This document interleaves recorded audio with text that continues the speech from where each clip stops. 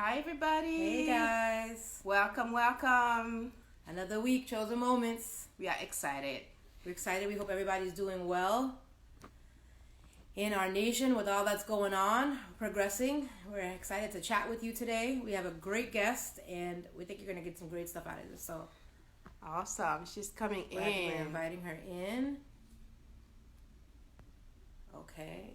Let me jump in and get Jackie on.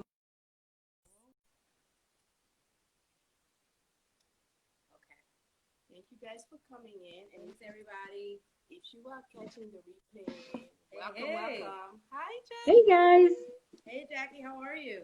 I'm good. How are you guys doing today? Good, good. Good. We're So so good to thankful see you. to have you.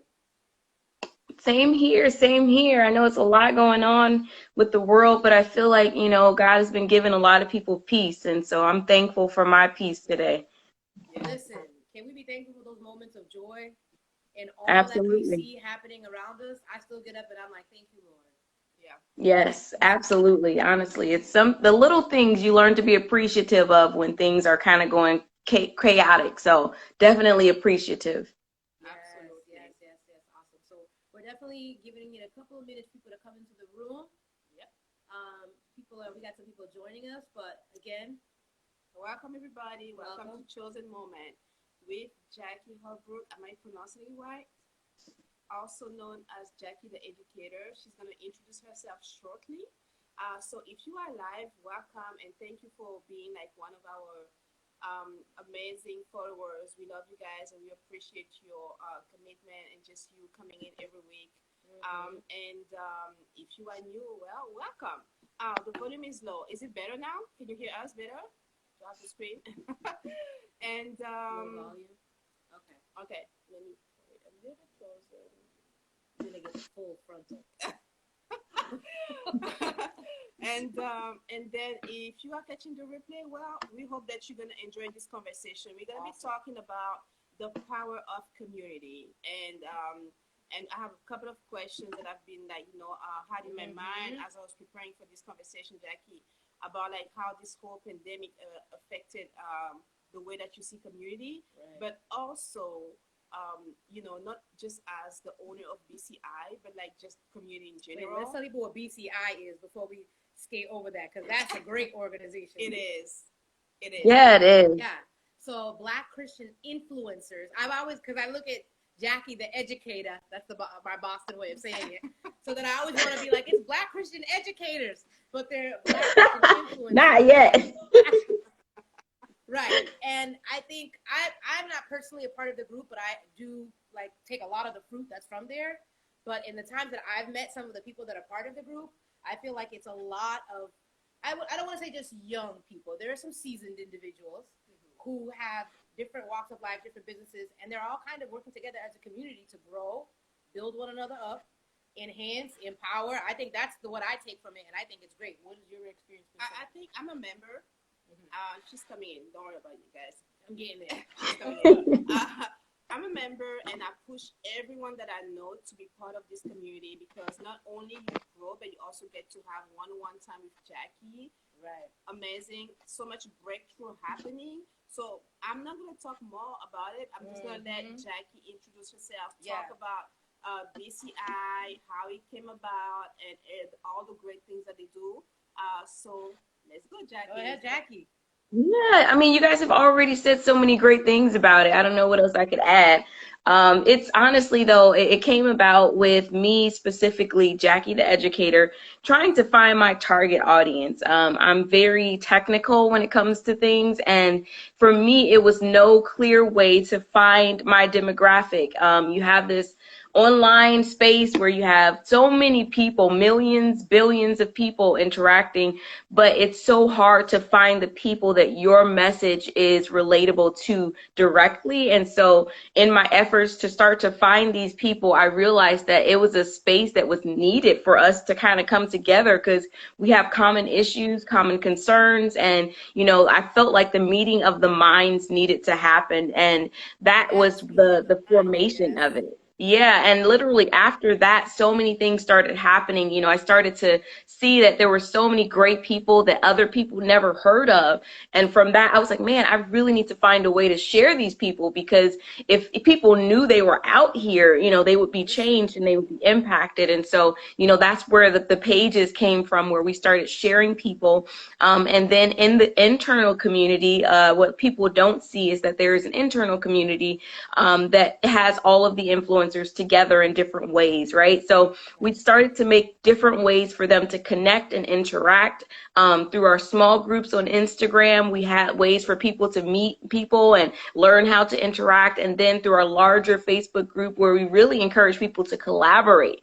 Like, that's where we want you to learn how to connect and really use each other, because that will grow. If you look at all of the research, especially with people of color, we have lacked in that area of working together. And so my idea was for us to really, yeah, it had to happen. And as Christians, who else could do it better, right? Like, who else could put aside their own selfish gain and look to work for a common good? And my goal was to create this space for us to start to work together. And, it started to happen, and and everybody started to see results. I think that was the fruit that really started to get people to be like, wow, I'm glad I did this. When you start working together and seeing the fruit, it really creates people to be excited about it. And from there, it's been growing ever since. We're only a year and 5 months in, and we've already grown literally by the thousands a month as far as people who support and members. It grows and keeps growing, and I'm excited to keep doing new things. It's so good, and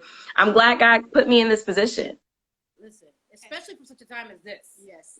And Absolutely. Yeah. And that was about BCI. Can you tell us about you, Jackie, the educator? Yes. Yeah, Jackie, the educator, like, she's taken a back seat as BCI has been growing. But I started off as an influencer myself. I'm actually an educator. I've worked in higher education my entire life. So I got my master's in I got my bachelor's in business, and I got my master's in counseling and college student development. And so I started working as a success coordinator, moved on to the director of diversity, and I was on the fast track to become a dean. Like, that was who I said I wanted to be, right? A dean of students at a university. I know what I want to do. This is what I want to do. I had it. You write the little chart out, and you got everything coordinated how you want it to go. And I looked at it, and a little time frame.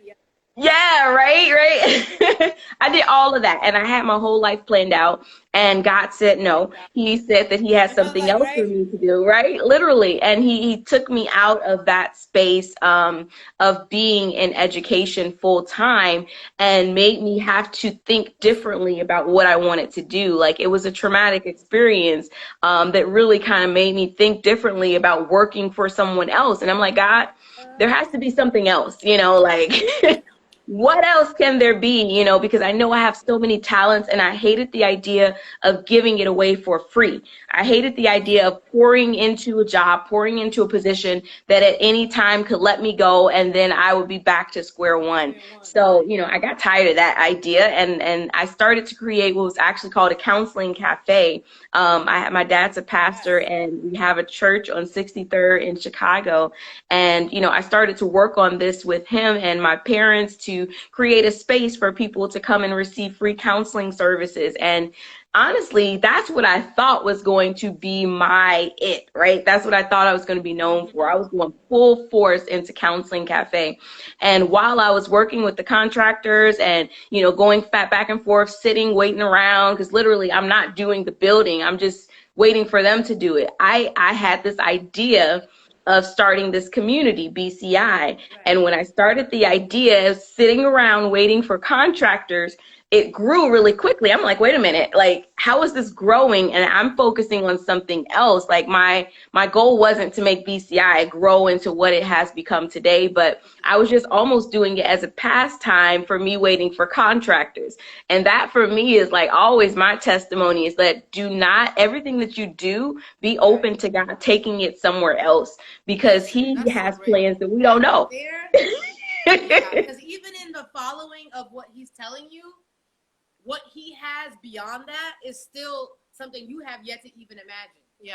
That's it. That's it. You don't know what he has planned. In what he's telling you to, yep, in that walk. That's it. That's where that whole, you know, not the plans, you know, he has for you, because it's not going to be in what you think. Every time you try to lock your mind on what you think he's about to do, he like totally takes a U-turn, you know. So I just was, you know, I followed him, and I'm so glad I did, because I could have been like, no, I can't do this whole BCI thing because I got to focus on my cafe, and, you know, this isn't in my plans. That could have been a direction, and I thought about it a few times. But, you know, what really kept me focused was the fruits. And I kept reading, like, God, how do I know that this is where you want me to go? And honestly, he said, you know, he kind of give you to be like, okay.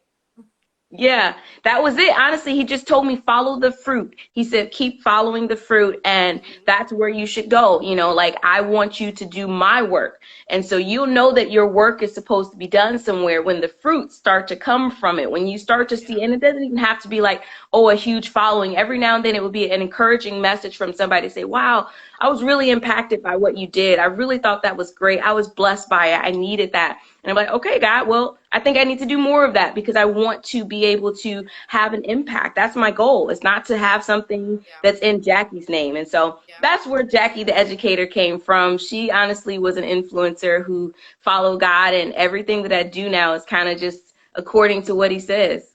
Yeah, and I think I was reflecting on that this morning. Like, you know, like, you have your plans and God has his plans. And the one condition for God's plans to be, you know, fulfilled in your life is actually obedience. Right? Absolutely. Yeah. So submitting your plans back to him. I like that. Follow the fruit.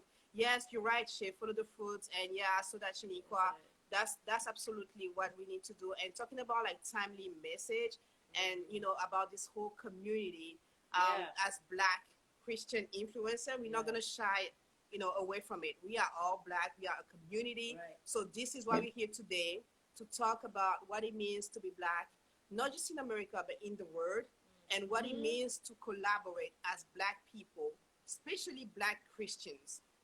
So, you know, we want you to talk about, you know, what it means on your end, not just as the owner of Black Christian Influencer, but also as Jackie, who also collaborate with other people.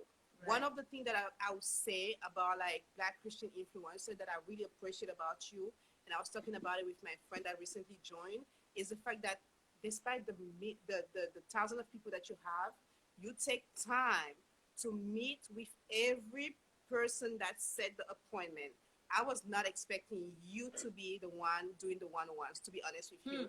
And I just appreciate your humility and the way you are submitted to God in this, you know, in the matter that you do it. And it's amazing. And that's leadership, I just got to say. Thank you so much. Like, honestly, I tell people all the time that God sets you up for things. So, you know, my experience as working with college students as a director of diversity, and even as a success coordinator, I was used to doing that. I was used to managing large projects and meeting individually, because it's the combination that creates for success. If you don't know your people, if you don't know their needs, then how can you address them? How can you work as a leader to be able to solve their issues when you don't know them? And so that is always something that I've done as, you know, a higher education professional. If there's any educators on here, you know that we have to be able to talk with our students, meet with them, connect, help them to grow, and then also create things that will help them to be better. And so that's the approach that I took with even working with influencers. Like, you're not students, but I just knew that that was effective.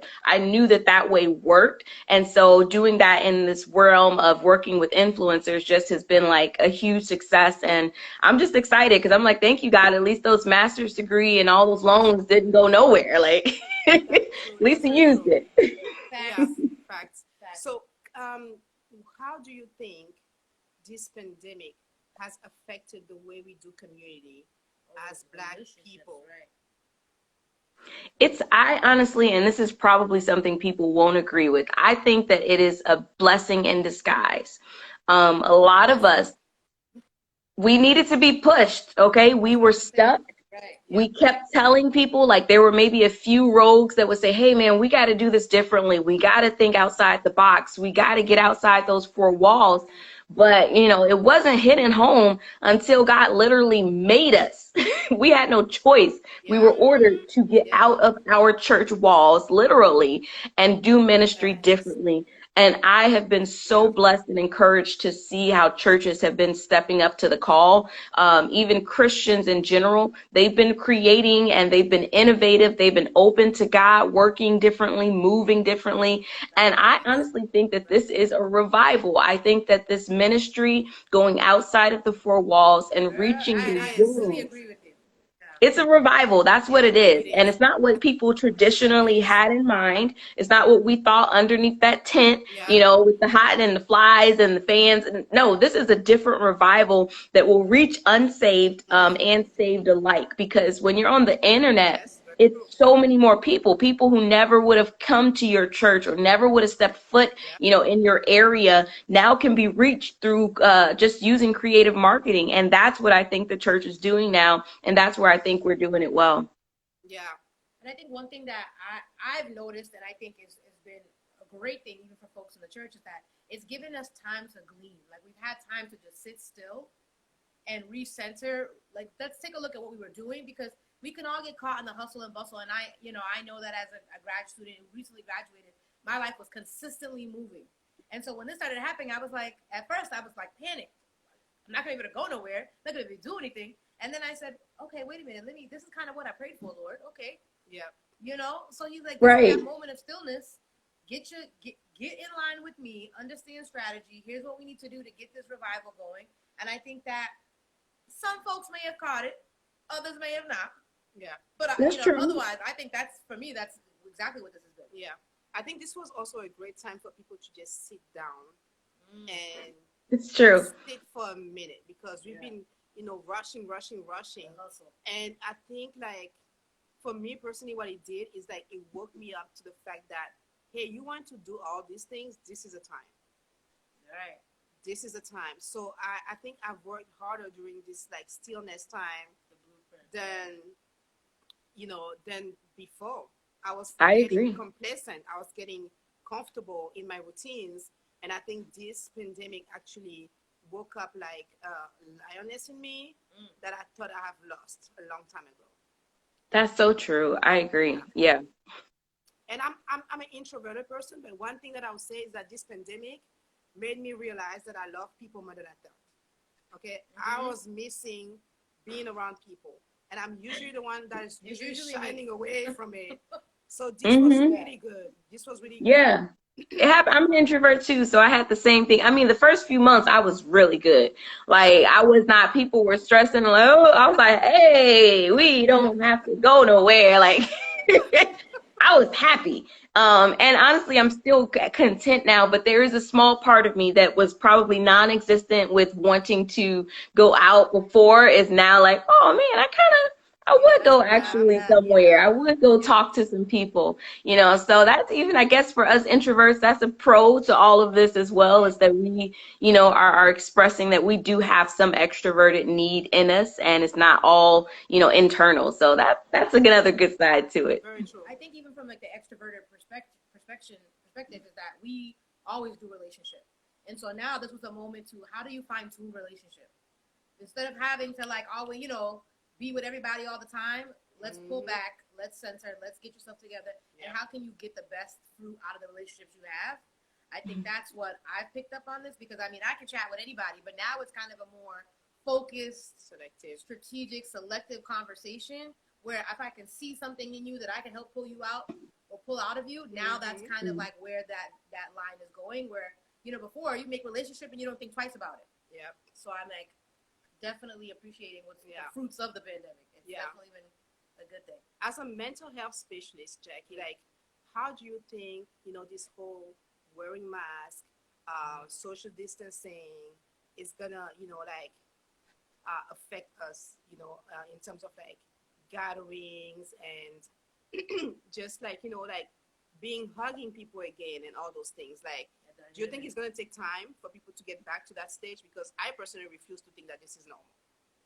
Okay. I think that I don't know if there's going to ever be a get back to something. I think that this whole pandemic have created a different type of awareness for people Right. in the sense that, we have to be careful. The fact is that we should have been more careful before the pandemic. Like there were germs, there were things going around before the pandemic.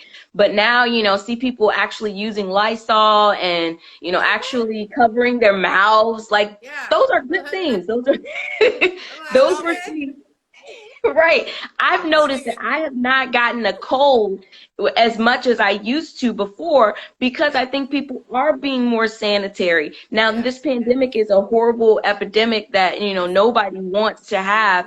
Mm-hmm. But it's still, giving us a different level of awareness that I think will be engraved in us for a while to come, Yeah. even after they find a vaccine and they find ways to help with the coping of it, but it's still going to be something that is inside of us. So even large gatherings will look differently going forward. This is That's just true. my opinion. I know for anything BCI does, it will look different. Like even if Yeah. it's 2 years from now, there will be certain things that we do to keep your safety in mind. And I Yeah. think that most organizations, how they have been impacted by this, they're going to want to take precautions. They're like, no, no, no, I need you to stay well because I Yeah. want to have my event again next year. I don't want to have another one of Right. these because Yeah. they couldn't survive it. So, people are going to be more careful. And I think that's something that will stay. Now, hugging and, being able to probably be all up on people's face, Gonna be it's tough to probably do. going to Okay. go down. It's Yeah. going to go Yeah. down. It's going to go Yeah. down. And I know for me, like I'm high fiving, I'm fist bumping now, like I'm Yeah. Michelle Obama in it, Exactly. Yeah. Yeah. And Definitely. that's okay. I That's very think that's true. not going to be a problem. That I think I'm loving the fact that as an OCD, I'm loving the fact that every public space you go now is white. I mean, this is amazing.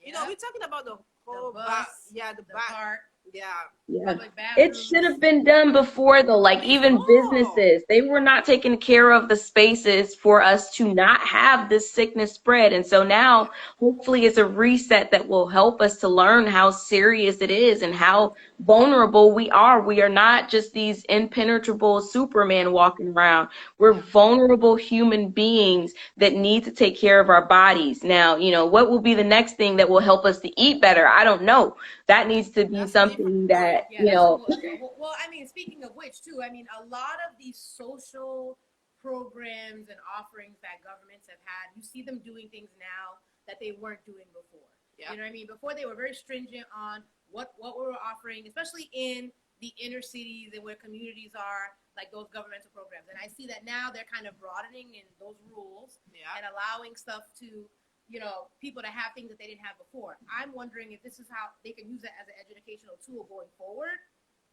instead of saying, okay, this absolutely. is done. We're going to take all these resources back from you because we don't need it anymore.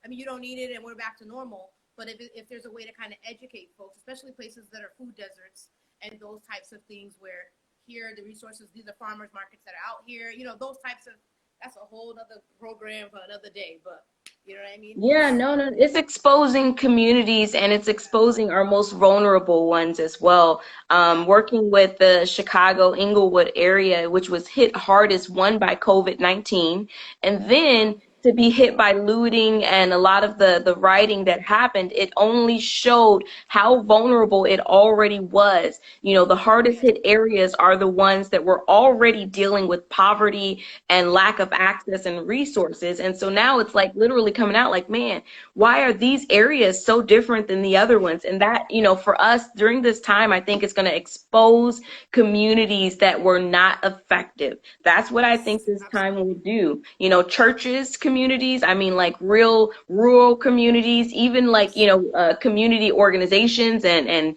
nonprofits, it will expose who was really helping, who is really That's connected very to true. people and Very who's true. not.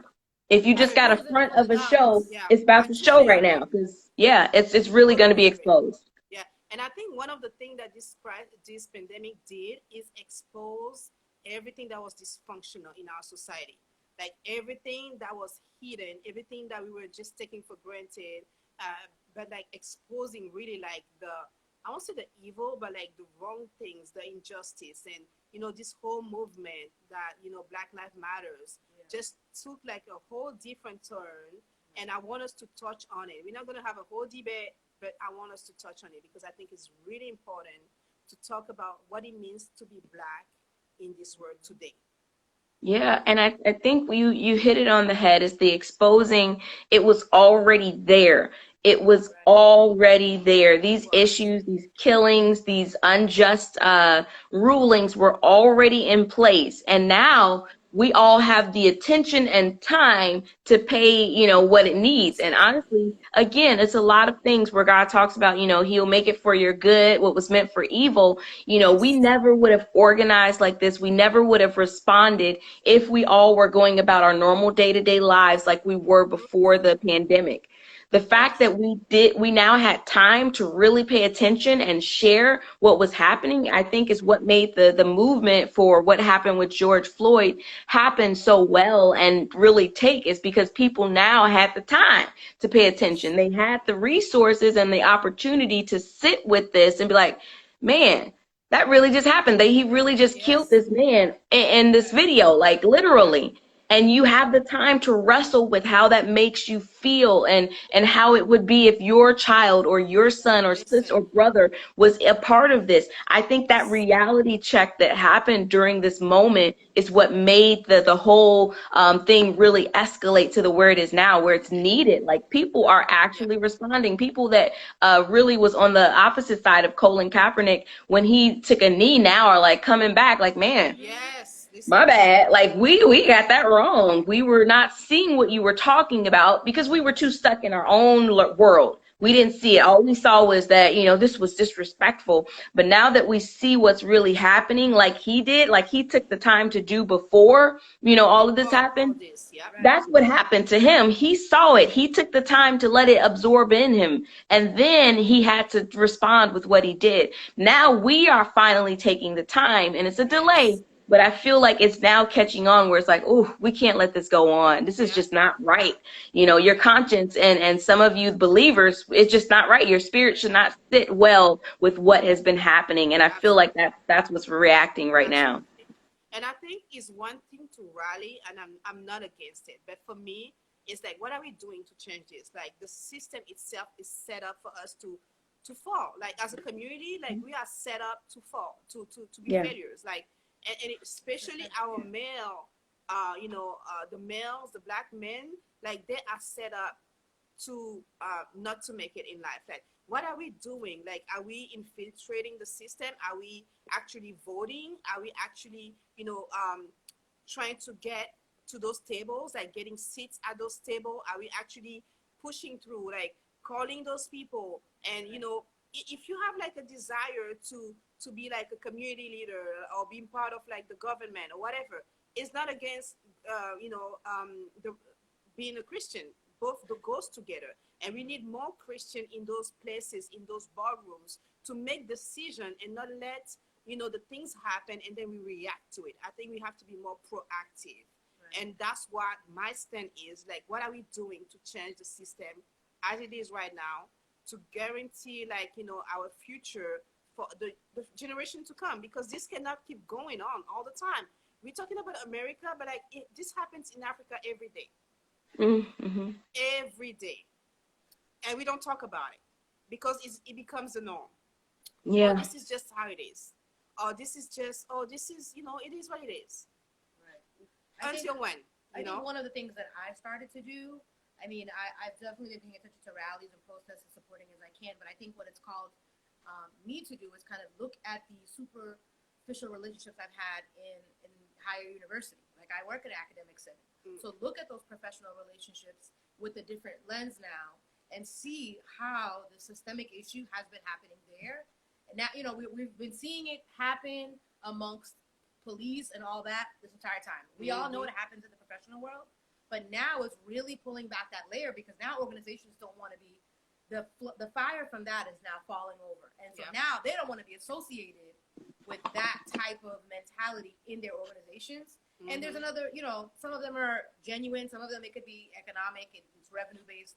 But the point is for me, it's been really looking into these relationships and seeing how are you allowing me, other than a diversity position, to excel? How are you allowing me to educate? How are you allowing people that look like me stand in positions of power and influence? Mm-hmm. Or are you willing to even stand with me instead of just giving me the soapbox for 5 minutes so I can talk to people that look like me to make us feel better? Mm-hmm. And then we go back to status quo. Yeah. So I think that's, for me, that's been that relationship that I've been trying to have, as ignorant as it may be sometimes, where people are just like, well, what do I do? Yeah. Or what do I say? Or they'll bring up, Holocaust things. And I'm like, no. That's not it. But you know what I mean? It's having that dialogue or being open enough to have that relationship to say, or, having enough of a relationship to say no. And I feel comfortable in this space telling you that. I think for a lot of us that work in the corporate area, we've also suffered, and it's stuff that you don't see all the time. This is now becoming visible, and I am for it. I am for people seeing what people are doing to Black men in this country. Yeah. But I think, and Black women, let's not forget Breonna Taylor, because we're definitely still supporting the Black women here. But I think it's also in other realms of life, in the research setting, in academic settings, in corporate areas. These are systematic things that have been happening. These injustices have been happening for a long time. Mm-hmm. And I think, to touch on what Carlita said, it is about building relationships with community people, with academic people, because in order to get into that political space, you need to know who you're talking to. Who are your constituents? What are you going to be, leading them about? Yeah. And guys, just thank you for being here and joining. Please join the conversation. Like some questions dropping the comments. Like, thank you. I believe Black women are better managers, bosses, CEOs, especially because your resilience and that's very, very true. I agree with her. Great. Yeah. That's very true. That's my girl. And guys, if you have questions for, dropping your question, dropping your comments, we want to see you interact so that it's not just us talking. Yeah. That's why you're here. You're here to be part of the conversation. So please do that. And what's your take, Jackie? We're chatting. We're saying all that. But what's your take on that as well? Oh, with her comment about being better bosses. Yeah. Well, yeah. I think she's like relationships and in communities, as far as professional aspects, and then into politics as well. Yeah. I think for me, it's so true. It's a lot of things that women, specifically of color, have endured that have caused for us to react the way we have. One, we are the most educated population, period. We are educated, we're equipped, but then we are the most under recognized, underappreciated, undervalued. How does that correlate? How is that possible? And that's because of the systems that are in place. We are striving to do better, but when we have a system that is set up for us not to succeed, then we cannot do what we want. That's why you're seeing so many women of color that are becoming entrepreneurs, because they no longer want to have somebody else control their success, because we worked hard. We put in the work. We did the college degrees. We got what we needed to do. And now we're getting into these spaces and realizing, like, I'm not getting the value for who I am, and we're going out and creating our own. It's not happening. Yeah. And I was going to say, too, when you talked about the college administrations and things like that, if you are in those spaces, this is the time to make the hard ask. Like, they need their flame, their face put to the fire during these times. Like, we need to be asking them, hey, we want a seat at those tables, those all white boards that you have, those all white administrative positions. We need color representation now. That is our ask. Not for you to have a dialogue, not for you to say how you're sorry. We want representation. Your apologies are helpful, but we want action now. Like, that's what I would put to people. Yeah, that's cute. That's great. Thank you. That will go away, though. While you're in this moment, we want you to recognize that we want representation. Like, I would put that in writing. Number one, representation in spaces like of boards, higher level administrative positions, because that will begin to allow for us to have lasting change. Because once everybody's gotten over it, guess what? Those people that we got into those spaces now can begin to really work and make change long term. That's what our biggest ask is. And I think that a lot of places, even organizations, we need to put their feet to the fire. Coca-Cola, I don't know, everybody, we need to say representation in administration. That is our chant. Representation in administration. I like Yeah, that. and I think that that is going to be something that's helpful. Now, for women of color, I'm all for us taking our own and just starting to go in what God has called us to do. We are so talented. We are so talented. And Yeah. honestly, there are levels of geniusness that are engraved, and especially women entrepreneurs that men just can't Yeah. achieve. The multitasking ability that is naturally in us. I'm sorry, it's just Peoples. not, And there for listen. some men. We've already done the Yeah. studies. We know that our brains work differently, and that can be used to our advantage when we Yeah. focus it in the right space. Now, sometimes we Absolutely. have to multitask with like having a family and working and, Right. also caring for other people and doing Right. like that's how we have positioned our brains to focus on. Yeah. But when we start focusing on being a boss and the levels of bossness within that, like, that's dangerous. And That's even why that we have goes so to, many people doing great things as yeah, women yeah, entrepreneurs. Yeah, yeah, that even goes to speak to the identity. And I think a lot of us as women, myself included, we go through these elements where we need to kind of fortify our identity in that process because we have the giftings. We have those, and it comes natural to us. And I think that sometimes because we get caught in the cycle of the things that we're dealing with, we can get hesitant. We don't think that, oh, maybe I shouldn't or should, or maybe I have to ask. And I think the identity aspect of that is so important because I know that's something that's God been speaking to me a lot about throughout this quarantine is walk in who you are and who I've called you to be. yeah, Because then all of these things you'll be easily be able to do what I've called you to do, but you just need to be able to see it, believe it, understand it, and know that you have that power. yeah, And I think that's part of that process. yeah. And I think even like, as black women, like you said, the multitasking, the ability to do things, and just like what they are not seeing coming, and I think that's gonna shock a lot of people, is the fact that because we felt so frustrated that we start creating our own businesses. I won't even say businesses, like we are a whole enterprise, right? So look at the word 5, 10 years from now with all these successful black women, even men, owning their businesses, employing our communities, and just doing the work. So that I'll use as a segue to talk about my next point is like, how do we do community as black women together, and then as black people together, period, to support each other's businesses like they do with, like, the Black Christian influencer. One of the things that I like about it is the fact that people are just like genuinely supportive of one another, which we don't see a lot. And the quality of services that you get in, among like Black Christian influencers is almost like a standard that needs to be set for the whole world.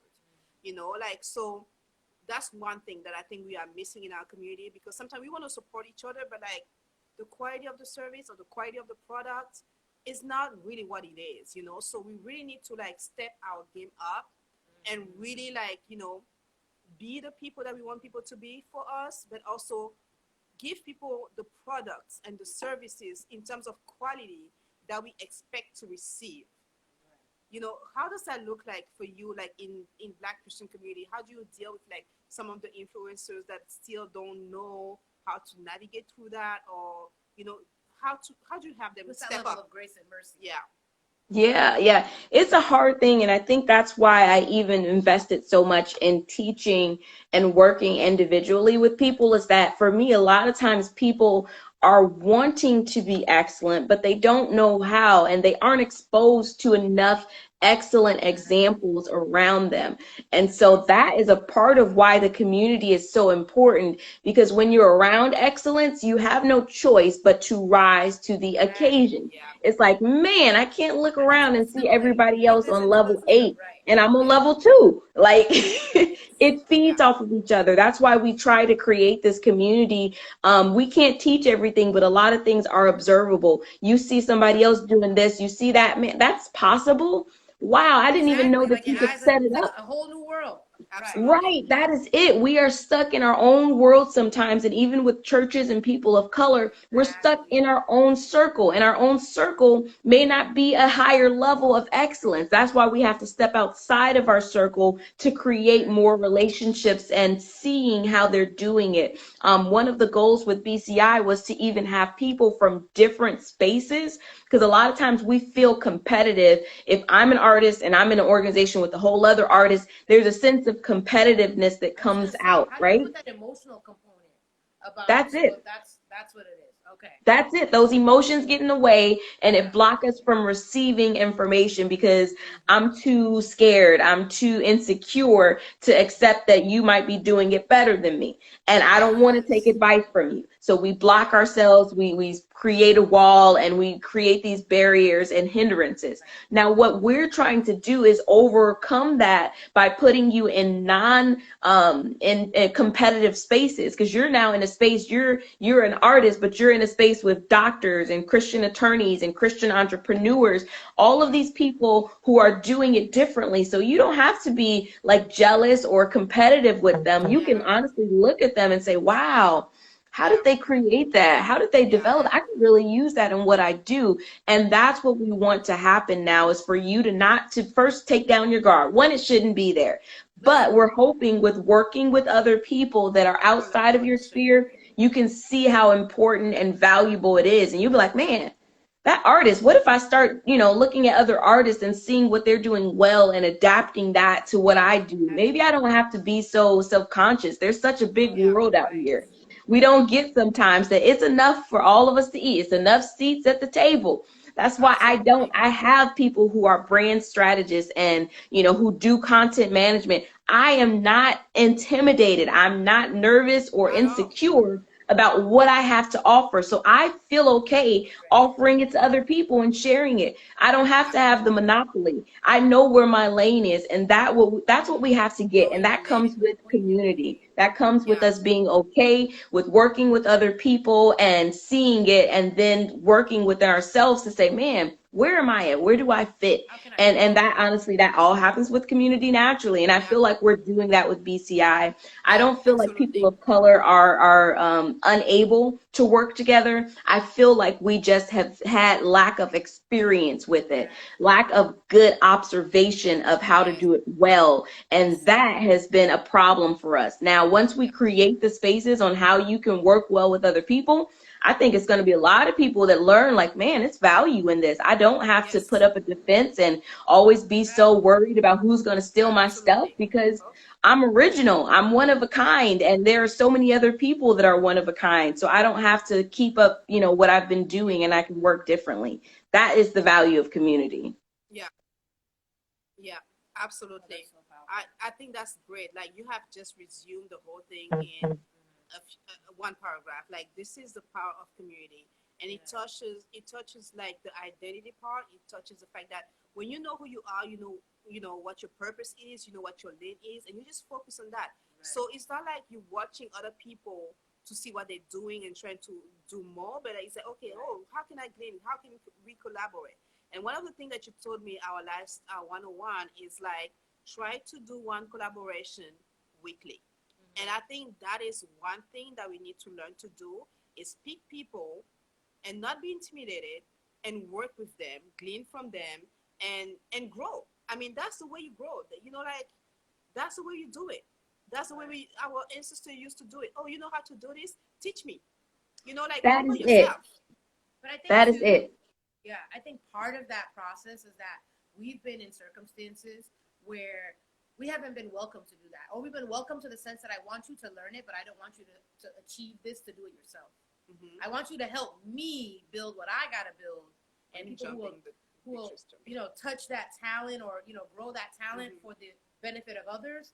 And I think then we have to come into this space where we're learning how to do it and walk in ownership of our own. And I think that's what is so We don't important have to about be what the we're expert at doing. everything. That is a Yeah. problem with us, is that we want to be looked at as being the expert on all things. I will tell people in a heartbeat, like, I'm not the person who's going to talk Right. about relationships. I'm not in one right now. I haven't been in a successful one as of yet. So hello. So don't look to me for relationship advice. Yep. We don't want to say that, though. That's hard for people. We don't like Yeah. to Yes. say what we're not good at because we feel like it will take away from what we are. Our And that's a shine. myth.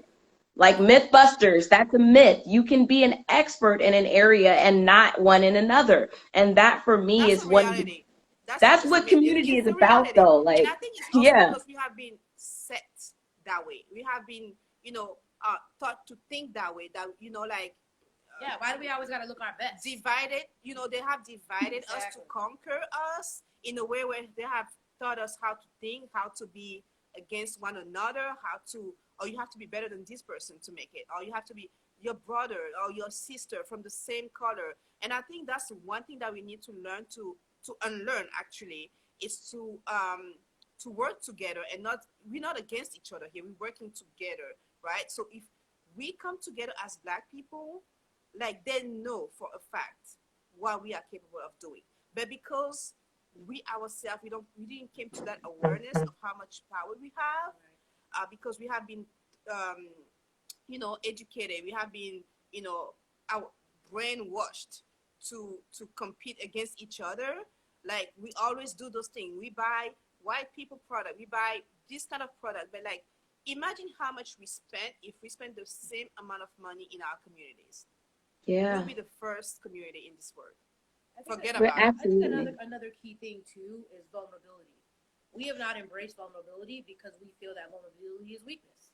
Yeah. It's something that does not help our, you know, final goal, and it makes us look like we don't have it together. And we've been conditioned over, you know, our families, our culture, our professional environments, that we always need to look like everything is on point. We have it together. You can't say that I don't know, because what do you mean? And to be fair, in a lot of these environments, any inkling of people saying I'm not sure makes you look like you're an idiot. So now we can't trust anything else that you say. Yeah. Yeah. So, you know, I think that it is an aspect of us being able to, as you said, accept that I don't know this, and it's okay for me not to know this. I am not, you know, I would love to be Storm, X-Men, and be like, I can do all, but that's not my lane. You know what I mean? Yeah. Like, I have to know, like, this is where I'm skilled at, and this is my lane, and this is what I can't help you with anything else, but I can maybe connect you to someone else. Yes. That's it. Resources. And that's why, you know, the more I think about why God chose me for this, it's like educators get that. Like we have subject matters. We understand that this is my area and this is their area and this is what I'm good at and this is where they go. We're okay with passing the baton for other distinctions. And the world, I've learned, is not good at that. That's not how they have been groomed to be. But educators have, right? We know that we don't know all things. So you need to go talk to the science teacher about science because I don't know that area. Like, have you talked to them? I'm your English teacher, you know, like that's what we are good at. And I think that more of us need to have educator mentalities in the sense that we are experts and we know that we are skilled in an area, and where we are not, we need to be okay with referring. Even the counselors get that, right? Like I'll refer out. I'm not an expert in substance abuse, so I'm going to refer you to so-and-so who is, because if we don't and we try to heal every situation that we come across, we're going to steer some people in the wrong direction. Like we are going to lead some people off. Like I even tell people, my friends who tell me about their relationships, things that are happening, I'll say, hey, listen, I'm going to give you my opinion. And I'm going to let you know that I could be biased. I can be definitely wrong. This is not my lane. Now, after saying all that, if you want my opinion, here it is. We have to give those disclaimers because sometimes we want to speak in a mannerism that is everything about me is right and everything I say you should listen to, and you know you should do this because this is the right way. Like we don't know the right way, even when we think we do. Even if it looks obvious to us, it sometimes still is wrong. And I even tell people that, like, hey, this is how I suggest you do it. This is how I have seen it done right. This is what I think you should do. This is what I recommend, right? Because now you're giving yourself the opportunity to let them know, like, you don't have to do it this way. This is only my opinion. And if you do a different way, I'm not going to judge you. I'm not going to say that you're wrong. I'm just going to let you know what I think. But again, it goes all with that ability to just be confident in yourself. And I think someone was chatting some cool stuff. I love how they said comparison kills. Absolutely. And united we stand. Like if we don't focus on the fact that comparison will literally make us go crazy, we will be stuck. We will continue to go in a crazy cycle that won't ever stop because we will not understand that we are not like everybody else. I shouldn't be like everyone else. That's the reality. I mean, and it's that unique difference that is what will make you stand out. Yeah, absolutely. And that's how you were created, actually. Yeah. You were created with that one thing that you do so well that nobody can match you.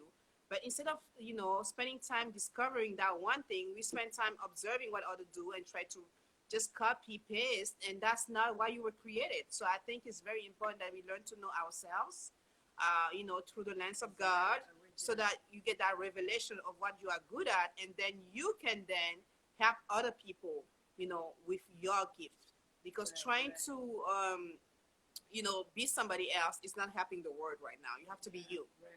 And this is the perfect opportunity in which to do that. Yeah, you know absolutely. What I mean? The time that everybody is creating and you're figuring out what it is that you want to do, what's your passion, whatever it may be, this is that time. You know what I mean? Absolutely. Yeah, absolutely. Awesome. That's great. Awesome. Do you guys have questions? Like, I see a lot of great information, and I'm trying to catch up with everything. But yeah, do you guys have questions for Jackie? If you are not yet a member of the Black Christian community, the influencers, please join Black Christian influencers. I promise you, we need more influencers to show up and show off. We need more influencers to just rally what we want to see in this world. That you can want to change and not take actions. Right. So please join Black Christian influencer. We have pinned the page on the comment here. Jump in, follow Jackie, and be part of the conversations. Let us know, by the way, how you guys, what are your stands with everything happening right now? How has this pandemic affect your routines? How has this pandemic affect even the way that you see life, the way you do community, the way you feel about community? Like, tell us more about it. I think the one thing I'll add while people are commenting is that even in this time, a lot of us are more change agents than we think that we are. Yes. We all have our own little communities that we influence, and I know I've had some conversations with people that, oh, well, I don't think that I'm not, we have to kind of limit our negative talk and our negative speak. Yes. Because there's an ability that we may have that we don't know we have, but we're limiting because we don't think that we influence, or we don't think that. But if you told somebody that was a good sub shop and they went there, guess what? You influence them to go there. Yes. And so they're going to tell somebody else about that. And so now you help the business grow. So you have to realize what that power of speech that you have, that power of your voice, the power of the tongue that you've given. But like the fact that we are all change agents in a certain regard. And I think that is sometimes it's tough for us to look at ourselves as influencers. Yeah. That's great. Excel Ordinary. You joined. Amazing. Let us know what you think so far. Let us know. Yeah, Shaniqua. Yeah, awesome. Amazing. Yes, guys. I mean, this was a great conversation. I don't know if you guys want to chip in. Jack, is there anything else that you want to add to it? Yeah, I guess the last thing I will leave is that, people sometimes think like, well, I'm not an influencer. This doesn't fit me. And, who am I to try to, do something like this? I've seen influencers. Our goal is to shatter the traditional view of an influencer. We are trying to share people that are doing the work, like the real influence that is happening in the world, and then bringing these people more to the forefront. That was our goal from the beginning, is that these are people that are actually doing the work. They don't get obviously the exposure that they should sometimes, and that's what we're trying to help with, is to share them more and to get them more known so that people can see the right people in places. So if you don't think you are an influencer, likelihood you are, that's very likely that you are. People who are nerds traditionally, I love the fact that God chose me to do this, because I shied away from the term influencer. I was like, that is so shallow. How could people put themselves in these positions and blah, blah, blah? Like, honestly, and God was like, funny. And he was like, no. Funny you would say that, right? Like, I want you to lead these people. I'm like, oh. Exactly. And that for me was like, again, God is saying that you think you know one way, but I have better and I know better. And that is what he wants. The true word of an influencer is influence, people who can change and help people do things differently and share it with their lives. By that, that's a disciple. Honestly, an influencer is a disciple. if you are someone who loves to share Christ, if you are doing the work of Christ, which is what we all are proclaimed to be, you are an influencer, or you should be. That's what your goal should be, is to influence other people to be more like Christ. So that's my last thing I'll leave with people, because I know that for me, it's a lot of people out there who say that, especially nerds. It's like, how are you, doing this? I don't think I have anything to offer. Yes, you do. You do. You are director of diversity. You're doing something great in administration, or all of that. You can make that into something that people will see and want to know more about. Absolutely. And I think that is so powerful that you say that, because we don't look at parents as being influencers, but I think that community starts with family, right? So if you look at how a parents raise the kids, they are literally influencing this kid to be a good or a bad person. So you are an influencer. Like, if you change one word, which means one person view or perspective of the word, or how they go about life, or how they do life, how they think, how they process things, you have just influenced somebody who will influence another body, and then it's just like a whole thing, and you have influenced the world. So it might not be something that you feel is impactful right away, but if you have conversation with people and you're sharing the wisdom that God is giving you for those people, you are changing the world. So you are an influencer. Influencer is not always being seen. It's actually just literally making daily things that change people's view, perspectives, and lives, that impact the world at large more than you think. So you are an influencer. So please, again, join the Black Christian Influencers. It's a great group. We're doing community in a different way. We're doing community, I'll say God's way, because we're doing business, but we're also learning to love people and be, just like support each other. So yeah, that's a really great thing, I think. And I think I want to just piggyback onto something that Jackie said earlier that has stayed with me since. The fact of when you influence somebody, it's not going to come back in a huge, flashing Broadway light. Like, here's the thing that you did. It's going to be that one person that you had that conversation with. That said, that time that I went to your whatever and I felt this. You know what I mean? Mm-hmm. Those are the impactful moments that you've actually shifted a paradigm for somebody. Yeah. So I think that that's very important to realize, because I think a lot of times we expect this like instant gratification, this huge result, and I think that it's so important for us to realize that it's one step at a time, it's one seed at a time, and to kind of link that, in case you guys haven't, Jackie has written a blog this month on our chosensheep.love website called Coming Soon. Definitely take a look at it, and it really talks about you in this process. So even for those that are influencers or influencers in training or in hiding or just not sure about what's going on, this particular blog kind of gives you the mindset of, you know what, here's what's coming soon in my life. And I love the theme that you had in it, where it's like a movie coming out. You know what I mean? This is the process of writing your screenplay. It's happening. You just got to kind of walk it out and understand that there are things that are going to be shifting. Yeah. But there's a premiere coming, and you're part of that premiere. And so I was like, that is amazing. If you guys haven't had a chance to read that, I would tell you, go to chosensheep.love, check it out, follow Jackie. That was the link is actually in our bio, so you can just click on there. The bio. That was definitely a great piece. Yeah. So in love with that. Yeah, that was great. That was great, guys. Thank you, Jackie. Thank you so much. Thank you for having me. Just been part of this. I really, really appreciate you. I've been appreciating your lives too, girl. I'm like, I mean, on the live, like, that's right. Thank you. I appreciate you guys. Yeah, thank you so much. Thank you guys for tuning in today. Yeah. So we are in June, and the focus of this month is actually about relationships. So yeah, check our blog. We have a pretty great articles on relationship God way. And we have other people coming to talk about it, because it ain't my lane. I'm telling someone else. Exactly. To come on and educate folks. Exactly. About it, so. And for all the singles here, Jackie, we hope you're going to join us next week. Yeah. We're talking about relationship and dating God's way. So please tune in next week as we talk about dating, like courting and all those things. So thank you guys for tuning in. Thank you, everybody. Thank you so much, Jackie. And if you are watching the replay, thank you for taking the time to follow watch the replay. Chosen Sheep. And follow Black Christian Influencers and Jackie the Educator. Thank you, guys. Thank you, ladies. Bye. Bye. Ah, that was great. Thanks so much, guys, for Thank coming you on. guys. Thank you guys for coming in, and we will see you next week. And let us know whatever feedback you guys had. If you guys had questions after the fact, we'll go through the live, and we could definitely get you connected to Jackie if you just wanted to touch base. But yeah, we're happy to answer any questions that you have, and I hope you enjoyed it. Yeah, leave your comments. Let us know.